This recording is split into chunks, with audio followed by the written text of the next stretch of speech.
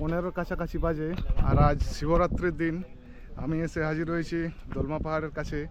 আর আজ আমি ট্রেক করে এই পাহাড়ে উঠবো এবং সেই মুহূর্তগুলো আপনাদের সঙ্গে অবশ্যই আমি শেয়ার করব। দেখুন, শিবরাত্রি উপলক্ষে কিন্তু এখানে মেলা বসেছে আর অনেক মানুষ কিন্তু ট্রেক করে করে পাহাড়ে উঠে যাচ্ছে। এ হচ্ছে সামনে বিশাল আকৃতির পাহাড়। আমি দূর থেকে দেখতে পাচ্ছি অনেক মানুষই কিন্তু হেঁটে হেঁটে যাচ্ছে। আমিও চলে এসেছি একা একা এই জায়গাটিকে এক্সপ্লোর করার জন্য। মূলত আজ কিন্তু এই পথে আমি অনেক মানুষজনকে পাবো যাদের সঙ্গে আমিও হেঁটে হেঁটে পাহাড়ের উপরে উঠে যাব।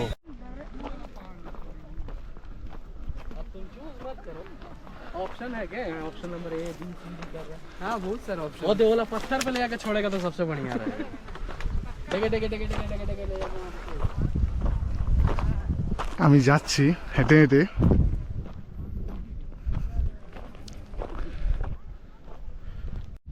যেখানে আমার আঙুল দেখা যাচ্ছে ওখানে আমি আমার ট্রেকিং শুরু করি। আর মোটামুটি 20% এসেছি, এখনও 80% বাকি রয়েছে। এই দেখুন, এই পাশ থেকে অনেকেই শিব মন্দির দেখে পরে নিচে নেমে যাচ্ছে আর আমি যাচ্ছি ওপরের দিকে। শিব চতুর্দশী কিছুটা আগে হওয়ার কারণে কিছুটা শীতের আমেজ রয়েছে, তাই ট্রেকিংয়ের ক্ষেত্রে কোনো রকম অসুবিধা হচ্ছে না। ধীরে ধীরে উপরে উঠে যাচ্ছি, সময় নিয়ে উঠবো, একেবারে তাড়াহুড়ার কোনো কারণ নেই। এই দেখুন, রাস্তায় যেতে যেতে রাস্তার অবস্থা এবার এরকম রয়েছে। এবার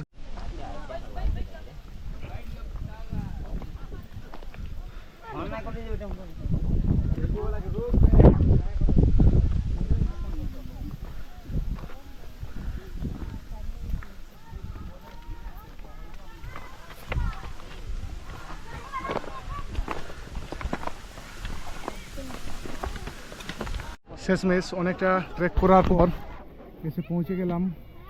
এখানে আরেকটি মন্দির রয়েছে, সম্ভবত গণেশ মন্দির। তো এবার আরও অনেকটা চড়াই রয়েছে, এই পাশ দিয়ে যেতে হবে। 25 থেকে 30 মিনিট হয়েছে, তার মধ্যে আমি অনেকটা ট্রেকিং আমার কমপ্লিট করে দিয়েছি। আর কিছুটা পথ বাকি রয়েছে, সম্ভবত আর 30 মিনিটের মধ্যে তা কমপ্লিট করব।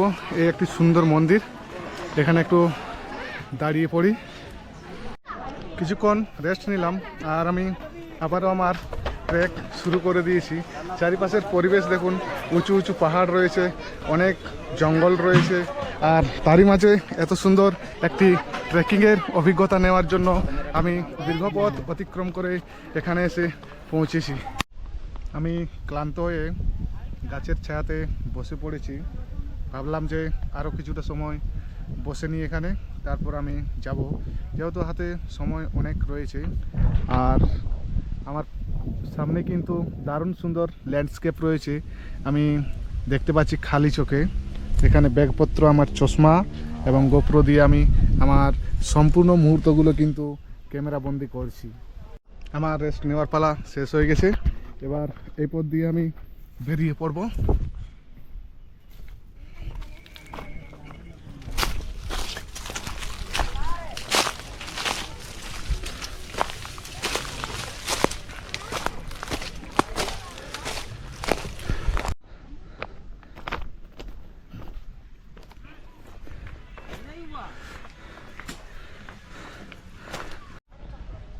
এতক্ষণ থেকে যে অ্যাডভেঞ্চারের কথা চিন্তা করছিলাম, এবার কিন্তু সেই অ্যাডভেঞ্চারপূর্ণ জায়গাতে এসে হাজির হয়েছি।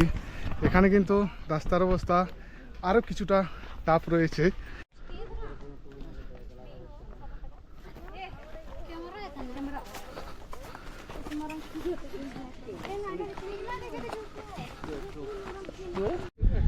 আমি মোটামুটি পাহাড়ের 80% চলে এসেছি। আর 80% উঠে যাওয়ার পর আমার সামনের যে এরিয়াল ভিউ সম্পূর্ণ কিন্তু চেঞ্জ হয়ে গেছে। আর কিছুটা পথ বাকি রয়েছে, আর হয়তো 30 মিনিট সময় লাগবে, তারপর কিন্তু আমার এই ট্রেকিং কমপ্লিট হয়ে যাবে। এই পথ দিয়ে আমি যাব, আপনারা সাথে থাকুন এবং এই যে অ্যাডভেঞ্চারাস মুভমেন্ট এর সাক্ষী হতে থাকুন। আরেকটি কথা আপনাদেরকে বলে থাকি, সামনে কিন্তু স্টিল সিটি জামশেদপুর দেখা যাচ্ছে এবং সুবর্ণরেখা নদীও দেখা যাচ্ছে, কিন্তু ক্যামেরাতে আসবে না। তার একটাই কারণ, ওয়েদার কিন্তু কুয়াশাচ্ছন্ন রয়েছে। যাই হোক, আপনারা যদি মনসুনের সময় এসে থাকেন তাহলে এই সুন্দর সুন্দর এরিয়াল ভিউগুলো আপনারা অবশ্যই উপভোগ করতে পারবেন। আমি মোটামুটি দলমা দেবী টেম্পেলের কাছাকাছি চলে এসেছি। কষ্ট হচ্ছে প্রচুর, কারণ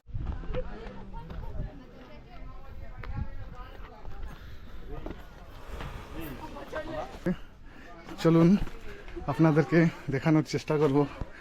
এই হচ্ছে গুহা। আমি রয়েছি বন্ধুরা দলমা পাহাড়ে, আর দলমা পাহাড় ট্রেক করছি। মোটামুটি 1.5 ঘন্টার উপর হয়ে গেছে আমার ট্রেক করা, আর এই হচ্ছে সামনের ভিউ।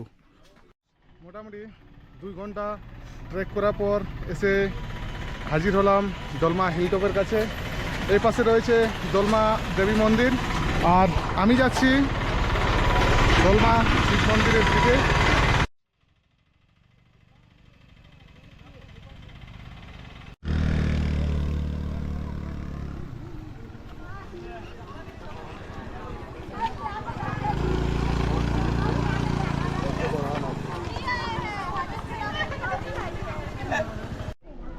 আমি শেষমেশ এসে হাজির হলাম দলমা হিলটপে, আর এই পাশ থেকে যে ভিউ পাওয়া যাচ্ছে সত্যি দারুণ।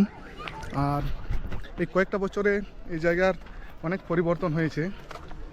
আমরা যখন এসেছিলাম তখন এই সমস্ত পয়েন্টগুলো ছিল না। এই পাশে দেখুন একটি ওয়াচ টাওয়ার করে দেওয়া রয়েছে। এই ওয়াচ টাওয়ারটি আগে ছিল, বাট এর সাথে সাথে আরও কতগুলো ওয়াচ টাওয়ার তৈরি করা হয়েছে।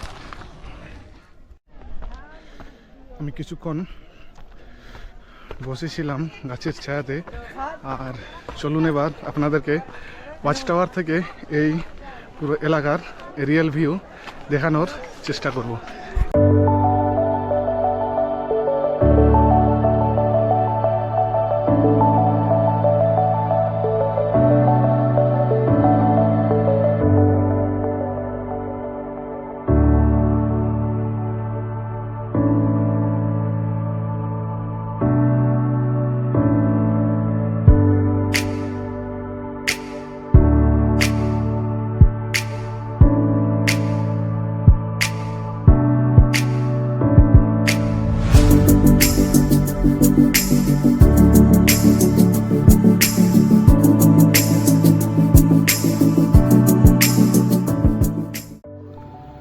দলমা হিলটপের ওয়াচ টাওয়ার দেখার পর আমি দলমা হনুমান মন্দিরের কাছে চলে এসেছিলাম, এবং এই ওপরে যে মন্দিরটি দেখতে পাচ্ছিলেন সেটি হচ্ছে হনুমান মন্দির।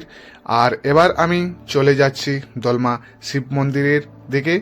এই জায়গাটিও দেখার মতো জায়গা। আজ যেহেতু শিবরাত্রির দিন, আজ প্রচুর মানুষ এসেছেন এবং পুজো অর্চনা করছেন। আমি ধীরে ধীরে এবার পাহাড়ের নিচে নামা শুরু করে দিচ্ছি সূর্যাস্তের এই মুহূর্তটাকে উপভোগ করতে করতে। মোটামুটি 6টা বাজে আর আমি পাহাড়ের নিচে এসে হাজির হলাম। আর এরই সাথে সাথে আজকের এই ভিডিও আমি শেষ করছি। সকলে ভালো থাকবেন, আর আজকের এই ভার্চুয়াল ট্যুর আপনাদের কীরকম লেগেছে আপনারা অবশ্যই জানাবেন। ধন্যবাদ।